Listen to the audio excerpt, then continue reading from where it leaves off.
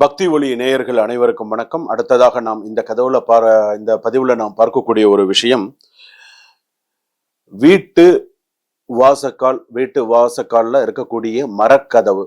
அந்த மரக்கதவுல சில பேர் சுவாமி எல்லாம் வச்சிருப்பாங்க, பார்த்திருக்கீங்களா? மரக்கதவுல மகாலட்சுமி, மரக்கதவுல மகா கணபதி, கும்பம், நிறைய விஷயங்கள்லாம் வச்சிருக்காங்க. சரி, நம்ம பார்க்குறோம், நிறைய வீட்டில் நம்ம பார்க்குறோம். அந்த மாதிரி வைத்திருக்கும் போது அதெல்லாம் நல்லதா? அது எந்த அளவுக்கு நமக்கு நல்லது? ஒரு வீட்டிலன்னு ஒரு மரக்கதவு அப்படின்னு சொன்னா, வீட்டில் கதவு திறக்கிறதே அதுதான் மெயின் வாசக்கால்னு நம்ம சொல்றோம். கதவு லாக் போட்டு கதவு திறக்கிறோம், அதுதான் மெயின் வாசக்கால். அது எப்படி நம்ம வைத்திருக்க வேண்டும், அதை நம்ம எப்படி வச்சுக்கணும், அதோடைய பலன்கள் என்ன அப்படிங்கிறது இந்த பதிவுல நம்ம தெரிஞ்சுக்க போறோம். எத்தனை பேர் வீட்டில் நீங்க இந்த மாதிரி வச்சிருக்கீங்கன்னு தெரியாது. இப்ப நான் சொல்றேன், ஒரு சில விஷயங்கள்லாம் உங்களுக்கு சொல்லித்தரேன். இதெல்லாம் நீங்க இதே மாதிரி நீங்க பண்ணுங்க. வீட்டின் கதவுகள் எப்போதுமே ஒரு வீட்டு கதவு அப்படின்னு சொன்னா, ஒரு மரக்கதவு அப்படின்னு சொன்னா எப்போதுமே திறந்தே இருக்கக்கூடாது. அப்படி திறந்து இருக்கணும் அப்படின்னு நினைச்சீங்கன்னா, முன்னாடி ஸ்கிரீன் இருக்கணும். அதாவது ஒரு ஸ்கிரீன் இருந்தாதான் ஒரு கெட்ட விஷயங்கள் எதுவும் வராம இருக்கும், ஒரு கண்திருஷ்டி இல்லாம இருக்கும். அதாவது ஒரு ஸ்கிரீன், கதவை திறந்து வச்சிருக்கணுமா, மரக்கதவை திறந்து இருக்கணுமா, ஸ்கிரீன் போட்டிருக்கணும், ஏதாவது ஒண்ணு இருக்கணும். நீங்க அந்த மாதிரி நீங்க வச்சிருந்தாதான் அந்த வீடு சுபிக்ஷத்தை தரக்கூடியதாக நன்னா இருக்கும். இன்னொரு முக்கியமான விஷயம் நான் சொல்றேன். என்னைக்கு நீங்க அந்த மரக்கதவு டமால் டமால்னு சத்தம் வர மாதிரி திறந்து நீங்க மூடுறீங்களோ, நீ உள்ள இருந்துட்டு கதவை வேகமா, நீ உன் கோவத்தை நீ கதவுல வேகமாக, அது மகாலட்சுமி மண்டையில அடிச்சு தள்ளி வெளில தள்ளுற மாதிரி அர்த்தம். மகாலட்சுமி இந்த இடத்த இப்போ ஆள் நடந்து போயிட்டு இருக்கான்னு வச்சுக்கோங்களேன், ஆள் இருக்கான்னு சொன்னா தலையில இந்த இடத்துல அடிக்கிறது என்ன, ஏன் இந்த இடத்துல அடிக்கிற அப்படின்னு தள்ள அடிச்சாண்டா டக்குன்னு கோவம் வந்துடும். பாத்திருக்கீங்களா? இந்த இடத்துல அடிக்கிறவன டக்குன்னு கோவம் வந்துடும். ஏன்னா நீ யார் மேலேயோ இருக்கிற கோபத்தை டம்முன்னு அந்த கதவை அடிப்ப, டமால்னு ஒரு சத்தம் வரும். அடங்கப்பா, இவன் வீட்டுல இருக்கிறது நம்ம வேற எங்கன்னா போடலாம், சாமி போயிடும். எங்க தரித்திரம் தான் அந்த வீடு போட்டு இதுலயும் பாத்தீங்கன்னா, அந்த கதவு நார்மல் கதவுலா இருந்தா அது ஒண்ணு, அதுலயே சாமி இருந்ததுன்னு உன் கோபத்தை கொண்டு டமால்னு போட்டு அடிச்சு தள்ளுனா என்ன அர்த்தம்? கொஞ்ச நாள்ல அது இறங்கி போயிடும், அந்த கதவும் இறங்கி போயிடும். உன் வீடும் உனக்கு நரக வேதனை உன் வீட்டுல நீ அனுபவிப்ப. ஞாபகம் வச்சுக்கோ, நரக வேதனை உன் வாழ்க்கையில் அனுபவிப்ப.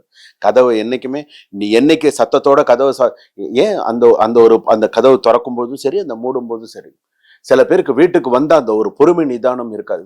வீட்டுல ஒரு வயதானவர்கள் வீட்டுல இருக்காங்கன்னு வச்சுக்கோங்க, வீட்டுல வயசானவங்க இருக்காங்க, நீங்க வெளியில வேலைக்கு போயிட்டு நீ 1008 டென்ஷன்ல வர, அது வேற விஷயம். நீ வரேன்னு வச்சுக்கோங்க, 10 தடவை அடிப்பான், time time time time time time time அடிச்சுட்டல வருவாங்க.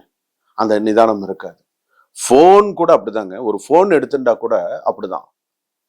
அந்த கதவை அடிச்சு மூடுறதெல்லாம் மகா தவறான ஒரு விஷயம். மகாலட்சுமி தங்க மாட்டான். அதுவும் மெயின் வாசக்கால் கதவுல நீ எத்தனை வச்சிருக்க, நவரத்னம் வச்சிருப்ப, காசு வச்சிருப்ப, என்ன எவ்வளவு விஷயங்கள் வச்சு வாசக்கால் பூஜை பண்ணி எவ்வளவு சிறப்பா நீ வச்சிருப்ப. அதை நீ இப்ப மத்தவங்க மேல இருக்கிற கோபத்தை நீ 10 தடவை நீ வேக வேகமா அடிச்சா அது என்ன உருப்பிடுமா? அது நல்லதா? அது ஞாபகம் வச்சுக்கோங்க. அதெல்லாம் கதவுகளுக்கு முன்னால் திரையிட்டு வைப்பது கண்திருஷ்டியை குறைக்கும் அப்படின்னு சொல்லுவாங்க, ஞாபகம் வச்சுக்கோங்க. அடுத்ததாக, அந்த வீட்டுல இருக்கக்கூடிய கதவை சுத்தமாக துடைத்து, நல்ல ஒரு ஈர துணி வச்சு, அது எப்படி துடைப்பீங்களோ அதை துடைச்சு சுத்தமா சந்தனம் குங்குமம் வைத்து தெய்வீகமாக இருக்க வேண்டும் அப்படின்னு சொல்றாங்க. சந்தனம் குங்குமம் வச்சு தெய்வீகமாக மகாலட்சுமி வாசம் செய்வார். அப்பா, வீடு நறுமணமா சில பேர் வீட்டு வாசல்ல 2 ஊதுவத்தி கொண்டு ஏற்றி வச்சிருப்பாங்க, பாத்திருக்கீங்களா? வீட்டு வாசல்ல நறுமணமா இருக்கணும்னு. அது இப்பெல்லாம் கடைபிடிக்கிறாங்களான்னு ரொம்ப எளிது. ஆனா இன்னைக்கும் சில வீட்டுல பாரம்பரியமா செய்யற இடத்துல சில பேர் செய்யறாங்க. அந்த இடத்துல ஏத்தி வைக்கிறது அப்படிங்கிறது விசேஷமானது ஒண்ணு. அதே போல வீட்டின் கதவுகளில் படம் சின்னம் வைப்பது எதிர்மறை ஆற்றலை உள்ளே நுழைய விடாமல் தடுக்கும். ஒரு கெட்ட விஷயத்தோட உள்ள வர முடியாது, எதிர்மறை ஆற்றலை தடுக்கக்கூடியதாக இருக்கும். சரி, பூஜை நேரத்துல திறந்து இருக்கிறது நல்லது. பூஜை நேரத்துல வீட்டு வாசல்ல நீங்க பூஜை பண்ணும்போது லேசா அந்த கதவை திறந்து இருக்கிறது நல்லது, திறந்து வச்சிருக்கணும். அதே போல பாத்தீங்க அப்படின்னு சொன்னா, ஒரு சில விஷயங்கள், அந்த கதவு அப்படின்னு சொல்லும்போது, அந்த மரக்கதவு அப்படின்னு சொல்லும்போது சில பேர் என்ன பண்ணுவாங்க, எலுமிச்சம்பழத்தை கட் பண்ணி 2 பக்கமும் வீட்டு வாசல்ல வைப்பாங்க. வீட்டு வாசல்ல விளக்கேத்துறது உண்டு. வீட்டு வாசல் காலில் பூசணிக்காய் வெட்டி கண்திருஷ்டிக்காக வைக்கிறது, இதெல்லாம் நார்மலா நம்ம செய்யக்கூடிய சில விஷயங்கள். சரி, இதுலயே நான் இன்னொரு விஷயமும் நான் சொல்றேன். என்னைக்குமே ஒரு வீட்டுல விளக்கேத்துறது அப்படின்னு சொல்லுது, முன்னாடி எல்லாம் இப்பெல்லாம் விராட்டி, இந்த பசு சாணி, இதெல்லாம் இப்போ சில இடத்துல கிடைக்கிறது, சில இடத்துல இருக்கிறது இல்லை. இருப்பினும் நீங்க விளக்கு ஏத்துறது அப்படின்னு சொல்லும்போது, நீங்க இந்த ஒரு விளக்கு ஏத்துனா கூட, வீட்டு வாசல ஒரே ஒரு விளக்கு ஏத்துனா கூட இப்ப அந்த 5 திரி வர மாதிரி எல்லாம் விளக்கு வந்திருக்கு.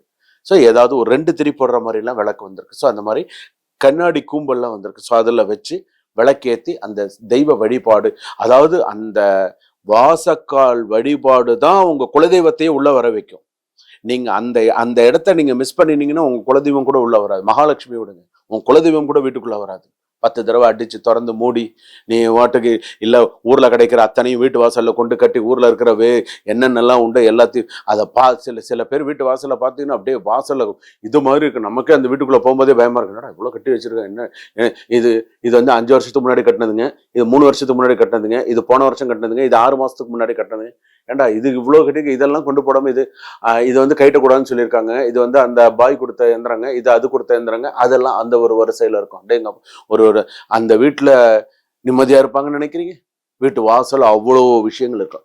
எது வைக்கணும், எது வைக்கக்கூடாது, என்ன செய்யணும், செய்யக்கூடாது, நிறைய நல்ல விஷயங்கள் இருக்கு. இப்பெல்லாம் சொன்னா அறிவுரை சொன்னா கேட்டுருவாங்களா? சில பேர் கேட்கணுன்ற விருப்பம் இருக்கிறவங்க கேட்பாங்க, செய்யணும்னு விருப்பம் இருக்கிறவங்க செய்வாங்க. செஞ்சா உங்களுக்கு நல்லது, செய்யலையா நல்லது இல்லை. அதாவது இந்த பக்கமா போகாத, நாய் கடிக்கும்னு சொல்றோம். நான் கடி வாங்கிட்டு தான் போனேன், கடி வாங்கிட்டு போ. இல்லை நான் ஒதுங்கி போறேன், நான் என்னோட இதை நான் இது பண்றேன் அப்படின்னு சொன்னா நல்லது. இந்த பக்கமா போகாத, நாய் கடிக்கும்னு சொல்றாங்க. நீ அந்த போய் நான் அந்த பக்கமா போய் கடி வாங்கிட்டு போறதும் இது பண்ணா என்ன பண்ணும்? அதோட குணம் அது என்ன பண்ணும்? அதான். அதனால நல்ல விஷயங்களை தெரிஞ்சுக்கோங்க, கத்துக்கோங்க. உதாசீனப்படுத்தாதீங்க, யாரையும் உதாசீனப்படுத்தாதீங்க. ஒரு விஷயம் சொல்லி கொடுக்குறவங்கள உதாசீனப்படுது, இதெல்லாம் என்ன பெரிய இது கஷ்டத்தை உனக்கு அந்த கஷ்டம் உனக்கு வந்தாதான் உனக்கு அதோடைய நல்லது கெட்டதெல்லாம் உனக்கு தெரியும். அது வரைக்கும் உனக்கு தெரியாது.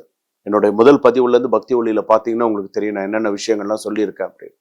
அதனால இந்த வீட்டு அதுலயும் இன்னொரு விஷயமும் சொல்றேன்.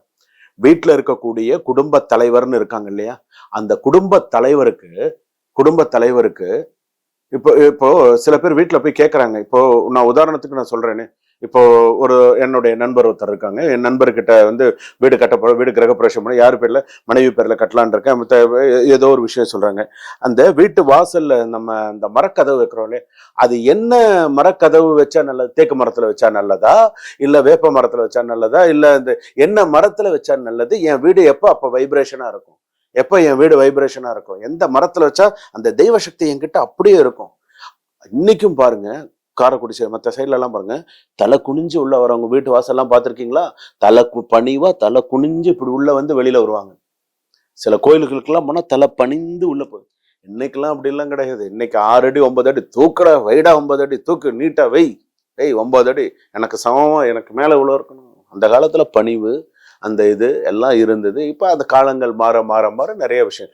அதெல்லாம் எதுக்காக சொல்றேன்னா, ஒரு குடும்ப தலைவன் இந்த மரத்துலதான் உனக்கு உன்னுடைய மரக்கதவு இருக்கணும்னா அதுலதான் உனக்கு இருக்கணும்.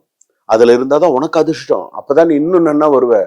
புதுசா நீ வீடு கட்டுறியா, நீ அறிவுரை கேளு.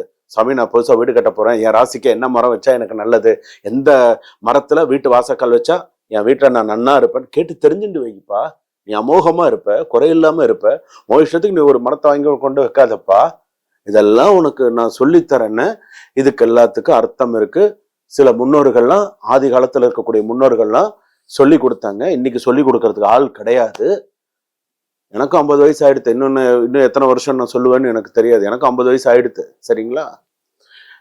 ஞாபகம் இருக்கிற வரைக்கும் சொல்ல முடியும். அப்புறம் நான் சொன்னேன்னு வச்சுக்கோங்களேன், அவருக்கு ஏதோ வயசு ஆயிடுச்சு, ஏதோ வளர்றாரு. இப்ப 50 வயசு. பார்ப்போம். சுபம்.